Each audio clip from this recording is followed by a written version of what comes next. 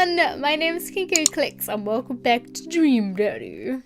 So we just got back from socialising at the barbecue and now we're getting a sandwich by the looks of it. I reached into the freezer and grabbed an ice cream sandwich. It's a little late for this, but I think I earned it after a long day of socialising. I checked my watch again and then my phone. Nothing yet. Okay, now I'm worried. Do I call her? Do I call the cops? No, it's too soon for that. I'll just send her a gentle reminder text. Why didn't I find out where she was going? Who was she even with? Why didn't I know any of her friends' phone numbers? Why didn't I even know any of her friends' full names? Who is Emma P? I decided to send her another text. Amanda, please text me, let me know you're okay. I can't help but think of all the awful things that could have happened to her. Oh, thank God, it's her. Amanda opens the door and shuffles in. Finally she's back home. I'm glad she's okay. So, sweetie, thank God you're safe. Oh, yep. But now I know she's okay. I'm really mad. Why didn't you answer my texts? Amanda pulls her phone out of her pocket. Oh, whoops. Guess I didn't see those. She starts to walk to her room. Amanda Ann. Whoa, you're pulling out the middle name now? Amanda, you came home an hour and a half after your curfew and you didn't respond to any of my texts. You really freaked me out. I was about to call the cops. Dad, you're seriously overreacting. You're not going to be like this when I go off to school, are you? I don't like your attitude. I have the right to be concerned. I was scared. You're my only daughter. Well, I can give you a play-by-play of everything I do all the time. I'm 18. You shouldn't even be giving me a curfew in the first place. I sit down on the couch and put my head in my hands. I feel very tired all of a sudden. You really scared me. Just please don't do that again. Alright, I'm gonna go to bed now. Amanda closes the door to her room and I head to mine. Jeez. As I'm falling asleep, one thing she says keeps echoing in my mind. You're not going to be like this when I go to school, are you? I definitely didn't sleep well last night. I brew some strong coffee and make some scrambled eggs for Amanda as a peace offering. She eventually wanders into the kitchen. Hey, I thought about what you said last night. I should have texted you. I said I was going to do it and I didn't. I honestly just didn't even think about it. I'm really sorry, Pops. I won't do it again. Well, I'm sorry for freaking out on you. I trust you to make good choices. Good. I trust you to make good choices. I also thought about it and I'll try to give you a space from here on out. I gotta trust that you can take care of yourself. Team Pops? Team Pops. Amanda gives me a hug. Want some eggs? You know it. Sprinkle some cheese on them? Already did. Bless you. Amanda's cast down the eggs in time it takes me to wash the pan. Alright, I'm off to school. Smell you later. Wait, one more thing before you go. What? What's Dadbook? It's a social media platform. Wait, what? What's a social media platform? Dad, I have to go to school. Come on, Amanda, I'm an old man. I can't put together a Dadbook profile on my own. Alright, I hope you sound interesting on the internet. Amanda spends the next couple of minutes setting up my profiles on Dadbook, which as it turns out is a place where dads can get together and talk about fatherhood. Alright, Pops, we gotta fill out your profile. Let's get some likes and dislikes. Oh, damn! On a Friday night, you're most likely to. Do you get to fill out yourself? Oh, damn, this is cool. Polish and sort my coin collection. Netflix and grill, baby. Fall asleep watching the History Channel. Torment my children with dad puns. Yes. If you had one thing to take with you to a desert island, what would it be? My trusty grill. The Lost Shaker of Salt. Cast away on DVD for instructional purposes. A boat, obviously. I don't need anything. My survival skills have trained me for this day. A boat, obviously. What are your turn-ons? Strong dad arms. Tennis shoes with long white socks. A well-manicured lawn. Street smarts. Top-tier grillmanship. Comfortable with crying. Street smarts. I don't know. What did you want to be when you grew up? Technical writer for manuals and instructionals. Salty boat captain. Pro skater who's also an astronaut. A good father. The president of space. What's with this astronaut and spaceship? I guess a pro skater who is also an astronaut. That could be pretty cool. What's your favourite movie genre? War documentary. Sean Connery's entire filmography. Anything on Laserdisc, romantic comedies, whatever will make me cry, old comedies that haven't aged well. Old comedies that haven't aged well? What's your ideal date? Napping together, doing a 1,000-piece puzzle together, eating a healthy dinner at 4 p.m. Trying to geocache but getting hopelessly lost. Arson. Being emotionally vulnerable. Arson? Well, yeah, let's do it. What do you never leave home without? A sensible cardigan, my sick rope, my book of world jumbles and a pen, a cool knife, my crippling low self-esteem. I frequently forget my phone keys and wallet at home sometimes. My crippling low self-esteem. I spend a lot of time thinking about conspiracy theories, how proud I am of my child, potential ends of the world, if I'll ever be able to love myself as much as I love my grill, where can I get my next cup of coffee, lawnmower modifications. I'm guessing every one of these answers is going to pair you up with a dad of similar interests. Obviously the grill is the grill guy, coffee the coffee guy. So I don't know, I'm just gonna answer them. Whatever. I spend a lot of time thinking about... I actually do. When can I get my next cup of coffee? Profile complete. See, that wasn't so bad. Yeah, that was actually kind of fun. I could totally spend all day on here just looking at people's profiles. You should message one of them, or more than one of them. All of these dads seem pretty interesting. Okay, I promise I'll make some friends. Amanda gives me a hug. Go get him, Dad. Welcome. Dad book. You've got dads.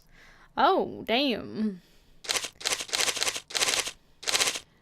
I like Damien and Robert. They're my two best favourites. Damien Blood March. What do these hearts mean? How much they like you? How do you do? I finally decided to join this information superhighway. I'm not entirely sure how this works, but I will try my best to understand. I love long strolls through graveyards and spending time with my son. If you would ever like to chat about the latest in Victorian fashion, the inevitably of our own demise, or black cats, then please send me a letter. On Friday night, what do you most likely to do? Listen to true crime podcasts whilst I taxidermy my newest specimens. If you had one thing to take with you onto a desert island, a coffin. What are your turns-ons? Pronouncing bosom correctly. Okay. What would you like to be when you grow up? A bat. Movie genre, foreign art house horror. What's your ideal date? It's a night. We're in an industrial dark-wave club in Berlin. The music drums to the beat of our hearts. What do you ever leave home without? An upside-down cross. I spend a lot of time thinking about mortality solutions. Alright then, Damien. I'm gonna send you a massage. Damien seems really interesting. A little odd, but interesting. I think I should hang out with him to get to know him a little better. I navigate to Damien's dad book page and type out a message. Hey dude, you seem cool. We should hang out sometime. I sit there for a minute and then I see Damien typing. Then he keeps typing. And typing. Man, is this guy writing a novel? Might leave the computer to make some coffee. And he's still typing. I sip my coffee and the computer finally dings. Oh fuck! Oh whoa, there's more. I must confess my excitement by receiving your kind letter, for, as you see, I do find myself available to enjoy your company. I must ask for your forgiveness, however, as I believe our first meeting did not paint me in as a gentlemanly manner as I would have liked. I would be highly glad to enjoy your companionship at my residence for an afternoon tea and a stroll around my garden, should it please you. Till then, your humbled D. Blood March. I stare at the screen and reread the letter several more times. Hey, Amanda! Amanda pops out of her room. Her eyes are still puffy, almost as though she'd been crying. Hey, are you alright? I'm fine. Oh, yeah, totally. Yeah. I'm cool. I just found out that the succulent I've been watering and singing to for the last 3 months was actually made of plastic. Even if the dirt was fake. Oh, honey. Are you sure that's all you're upset about? You have to tell me what's actually wrong. I'm so sorry about your part. If there's, you know, anything going on, I just want you to know that I'm here for you, and I'll always be here for you. Whether you need a shoulder to cry on or a strong dad to go kick someone's butt, I'm only a phone call away. Thanks, Dad, I appreciate that, but I'm fine, really. I'm unconvinced, but I'll stop badgering her about it. I'm sure she'll tell me when she's ready. Can you help me with something? Dad, for the last time, I'm popping your back pimples. I'm not popping your back pimples. No, can you interpret this for me? I turn the computer to Amanda and she squints at Damien's message. I just don't understand NetSpeak. Like, is this how you kids communicate with each other now? Oh, totally. This is the hot new thing. See, Dad's kids got over saying lol and LMAO or whatever and decided that it would needed to do to bring back to the 1800s. So what do? Where's your pen and quill? Yeah. What? Did you forget to unpack the pen and quill? Dad, how will you address the nobleman in regards to your upcoming deputant ball? Okay, now I know you're messing with me. Great. So what do I say to Damien? I got this. Amanda reaches over to me and types on the keyboard. Oh god. Sure thing, dude. Regards. Yeah. Amanda hits send and smiles at me. Well, I suppose that's that. Oh my god, look at his house. I make the short walk over to Damien's house. Well, I guess you can't really call it a house. It's more of a manor estate. The Gothic architecture looms above the other homes in the cul-de-sac. I walk past a couple of gargoyles guarding the front door and look around for a doorbell. There doesn't seem to be one. I put on the large, ornately carved bat's head door, knock her back, and hollow sound echoes throughout the house as I strike it against the door. I wait several moments before the door slowly creaks open. It's a little creepy, but I enter the home and take a few steps into the foyer. Nothing the oil portraits of who I assume are dead relatives hanging on the wall. Oh my god. Little Poochie. As I'm admiring them, the front door slams shut behind me. Hello? Silence. An oil lamp in the corner flickers dimly, casting ominous shadows against the wall. Why do I feel like the people in these paintings are staring straight at me? Why is it so cold in here? Where's Damien? Oh my god, it's getting creepy. Kinko, pleasure to have you in my home. I look up and see Damien standing at the top of the majestic staircase with a walking candle holder. What's with the door slamming shut? Oh, sorry, there was a draft. And the door creaking open when I knocked. I accidentally left the door unlocked. And the creepy oil paintings? I like oil paintings. Right. Please, let me show you around. This is one of the older homes on the block, yes, but nowhere near as old as the architecture might suggest. Through extensive renovations, I have been able to craft residence that is both historically accurate to the Victorian period and equipped with the amenities of any modern dwelling. We walk past the door covered in bumper stickers, caution tape, and a black parade poster. Did they listen to My Chemical Romance in the Victorian era? That's my son's room. You know how the rebellious teenagers she is are. Onward, there's more to see. We reach a door at the end of the hall that Damien opens with a flourish. Oh. And this is the library. I was just gonna say this reminds me of like Beauty and the Beast for some reason, and now he has the library. Sunlight streams in the room, floor to ceiling, arched windows. The walls are lined with packed bookshelves and even more books scattered over the period-appropriate furniture. Damien is clearly really proud of this room. Look out the window, look at the butterflies. Pick up a book. Pick up a book. Yeah! I pulled out a book at random, examined the worn cover. Opening it, I turned to a random page and read aloud. Naruto struggled against the chains that Sasuke. I don't watch Naruto, so I assume I'm saying that right. Had bound with him. Shirtless and out of breath, he looked up at Sasuke. Sasuke smirked, unbuttoning his ninja pants. Okay, I think that's enough. Damien snaps the book shut and puts it back onto the shelf. That's a rare book from my private collection. Look out the window. I walk to the window and am greeted by a beautiful view of Damien's backyard. It showcases a beautiful view of the rest of the cul-de-sac. Hey, I can see Craig on his lawn. He's doing push-ups with his daughters on his back. Damn. He sees me and waves happily, doing push-ups with one hand now. Damn. Did you know that Victorians spent at least 20 hours a week gazing longingly out of full-length windows? Wait, really? No, but Victorians did appreciate telling a good joke. Look at the butterflies. I walk up to the glass display of pinned bugs on the walls. It's pretty impressive. Nice bugs. I pinned them all myself. Maybe I could show you how sometime. I'm concerned I would stick a pin through my finger. Ah, the pinner's gambit. Is that a thing? No. Please, will you join me for some tea? I follow Damien to his sitting room, where finger foods have already been set up on a beautiful tiered silver tray. I make a seat on one of the high-backed chairs as Damien pours and serves me some tea. I can't believe we're having high tea. I never thought I'd get to do this. Damien smiles to himself. What? It's a common misconception that high tea refers to wealth or class, the people enjoying it, where in fact the high refers to both later time of the day, that working class are to enjoy tea, the height of tables which they are served. Oh, my dear friend, we're currently enjoying afternoon tea. That's informative. Damien takes a seat next to me and serves me a tiny sandwich. Your home is impressive. Are there all Goths in Maple Bay? I like your cape. Your home is really impressive. Oh, damn! Did you see that? Very nice. It seems like you put a really lot of work into this place. Thank you. No one's ever complimented my home before.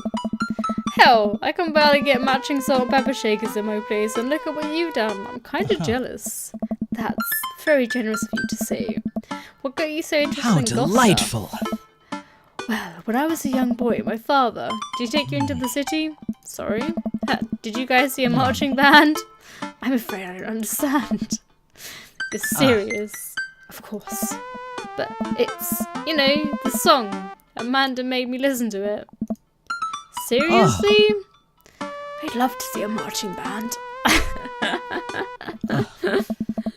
Nevertheless, I've always had a love of art, history and fashion. What started off as a small hobby of collecting taxidermied animals grew into a sort of obsession. It's a privilege to be able to appreciate the lives, culture of those who came before us, I think. Why not go all the way? I like not dying when I catch a cold. He takes a sip of tea. I can acknowledge that there were many very terrible things about the Victorian era, and to try to live a life that strictly aligns with those ideals would be admittedly horrid. But I think it takes a critical mind to truly appreciate something to the fullest, to be cognizant of its flaws and love it all the same. Tell me, Kinko, do you have any hobbies? Oh man, I do, but I don't know if you care about anything the way you care about this stuff. Well, I'd love to hear about your interests. Hearing someone talk about the things they're passionate about is intriguing, and quite honestly rather attractive. Please do tell me about your hobbies. Quick, sounds sophisticated. Ah, fuck! I like watching soap making videos on the internet. Love me some word jumbles. I learned how to juggle once. Soap making videos? Soap is an important advancement in modern society, getting rid of germs and stuff. I would say that people who make soap are the true heroes here. To watch them work is an honour. I tried making some of them under once, and we both had to go to the doctor for the rashes, which I guess goes to show we could leave it to the professionals. We finished our tea and finger sandwiches. Come, I have one more thing to show you. Damien takes me around the back of his home where a variety of flowers flourish in a beautifully landscaped rows. A small stone path weaves through it and butterflies flit lazily through the air.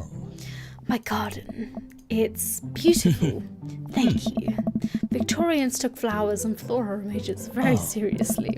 You see, it was considered uncouth to discuss personal and romantic relationships in public, so lovers and friends alike would use bouquets and send secret messages to each other. Each flower and plant is symbolic of different feelings. Even more interesting is one flower could mean different things depending on other plants it was paired with. One had to be extremely careful, as even the style in which the ribbon was tied around the bouquet affected the message. Damien leans down, plucks a gorgeous bright orange flower off the vine. Lilium bulbiferum. I don't know if I said that right. The orange lily. What do you think this one means? My loins are ablaze. Thou art the tightest. 3 cheers for sweet revenge. Thou art the tightest. My loins are ablaze. The orange lily is actually symbolic of pure hatred. Well, and that's precisely why floral arrangement is so challenging. What's your favourite type of flower? Snapdragons, sunflowers. Snap, because they're cute. And you can do that thing where you squeeze them so it looks like that's weird. Not doing too good, Kinko Dad. What a lovely choice. Oh, I have to remember that when I put together a bouquet for you. He would put together a bouquet for me? No one's ever given me a bouquet before. I follow Damien down the footpath and admire more of his beautiful flowers. Suddenly, a phone rings. Oh, Kiko, will you excuse me? I must take this. Pulls the cell phone out of his pocket. I'm a little surprised it's not a rotary phone. Go for it. Damien smiles and walks back to the house. I take a deep breath and enjoy the heavily perfumed air. What a lovely yard. This makes me wish I put a little more effort into the garden Amanda and I tried to start one time. Our watermelons grew to the size of cherry tomatoes and then immediately died. Man, this dad is like so on my level. It's unreal. Oh hey, gargoyle. Oh no, I knocked over the gargoyle. Fuck. Fix that guard. Fix that guard. Okay. Oh shit. What's the head? Oh, how? Is that not the feet? I am screwed, man. Oh no. Oh, this is bad. This is very bad. This is super, super bad. 10 seconds. I don't get it. That looks like the feet to me. Oh, you can rotate it around. Oh. Oh, well. I'm fucked. Out of time. Crap, can't figure this out. Uh oh, here comes Damien. He looks upset. I hope he's not about the dog. My sincerest apologies to have kept you waiting. There's an urgent matter that I must attend to, so... Kiko, did you break my gargoyle? What I did was lean on it. I just had it installed last week. No matter. I suppose it will give me a chance to work on my masonry skills. Of course you have those skills. Now, if you would excuse me, I'm afraid I must take my leave. That's no problem, dude. Everything alright? Damien worries the hem of his coat with his fingers and looks away. Everything is perfectly fine, but it's Lucien. What's wrong? He appears to have... Well, his teacher needs me to come to the school. Do you need help? Oh no, you don't have to. Let me come with you. Us got stick together. You're right. This is one of Lucien's more elaborate stunts. I would greatly treasure having another parent by my side. Let's go. Damien and I walk into the school and are immediately greeted by an anxious looking Hugo. Hey Damien, you here in record time? I don't think I said that right. I wouldn't miss it for the world, dear friend. Wow, whatever it is, it doesn't seem like this Hugo and Damien's first time to the my kids are in trouble rodeo. What is it this time? This Damien, you have to see to believe. Damien and I fall into step behind Hugo, who leads us through the busy corridors of the school. We pass by several classes in session, and I vaguely wonder if Amanda's around. Hugo eventually ushers us into a small boiler room with a flight of rickety stairs leading down to the darkness. Watch your step. I can hear faint voices drifting up from the basement, and they don't sound happy, as I'm led into the depths of the school where I recall the antics I got into as an angsty middle schooler. At least I had enough sense to stay out of creepy basements. Oh, damn. We find another teacher in a boiler room tucked away in the back of the basement. With him and Lucien and Ernest, Hugo's son, Lucien has a bloody nose. Thanks for coming. I can't make heads or tail of this. I look around the scene of the crime and see a bunch of bricks and some masonry tools scattered around. What happened here?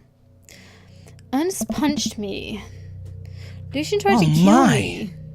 The room falls silent. I wasn't trying to kill you, dumbass. I just wanted to try and build a brick wall around you and see what would happen. You promised me that there was wine down here. You tricked me. Whoa there. Wait a second or two. You tried to cast a Amontillado, Ernest? What? I don't know what that is. I'm neither confirming nor denying that. I turn to Damien and whisper to him. What's a cask of Amontillado? Oh, these voices are like doing my throat in now. I've like played this consecutively, like 3. Even though it's my 3rd episode, I've been doing it just like bish bash bosh, and my throat is like, ah. It's a classic Edgar Allan Poe short story where the man gets his enemy drunk, lures him down to the cellar with the promise of wine and fine vintage, then buries him alive behind a brick wall. It's a lovely story. So wait, Lucien, you tried to do that to him? I was curious to see how it would turn out. I wasn't actually going to leave him there. What was the thought process there? That Ernest was just going to sit still while you slowly built a tomb around him? Well, it worked for like 20 minutes because he's an idiot, but then he realised I had to lie about the wine. And you were cackling manically. It sort of tipped me off. Ernest, 20 minutes? Dad, it took you 20 minutes, son? We just did an entire 2 weeks on the cask of Amontillado, and it took you 20 minutes to realise Lucian was reading you into an elaborate ruse. Did you even read the story? I read the first 5 pages and then read a review of the movie. It's only 5 pages long and there is no movie. Yeah, you're right. I paid Lucian to read it for me. Actually, he didn't even pay me, so when you think about it, this was teaching him a lesson. Damien and Hugo both had their heads in their hands. You guys are always telling me to engage with literature, and I did. I don't see a problem here. Alright, I'm Fire Thunder, what the hell? Don't do whatever that was again. You two are both suspended for a week. Alice and Lucian high five. The teacher starts to stomp up the stairs. Hugo, I'll cover your class. Take your son home, Mr. Bloodmarch. You too. Thank you for your meditation. Mediation. Oh, sorry, I shouldn't have recorded this all together. I'm just like, oh. We head up the stairs and out of the school in tense silence. Lucy and Damien and I pile into my car and begin the drive home. Lucian immediately puts his hood up and stares out the window angrily. I'm not going to therapy again. I know, son. It's entirely up to you whether or not you want to go. But I care about you, and I can see you're struggling. So if you do decide that you would like to speak to a professional about your feelings, we can do that too. Maybe you can spend this next week looking for a summer job. I know how much you want to own a car. I can't believe Damien's keeping his cool. I'm impressed. Fine. Thanks for not freaking out too hard. I love you, son. Lucian continues staring out the window. Love you too. Spend the rest of the drive in relative silence. Aww. The way we pull into the driveway, Lucian hops out the car, slams his door and runs inside. I didn't expect to have that conversation in front of you. He and I have a lot we need to work out. It's alright. All things considered, Lucian's brick laying out was pretty good. So there's your silver lining. There's that, yes. I really admire how you handled that. You were a lot more diplomatic with him than I would have been. I just want to do what's best for him. I don't think yelling at him would do either of us any favours. It really does. You're a good dad. Oh, see you around soon. It would be my honour and my pleasure.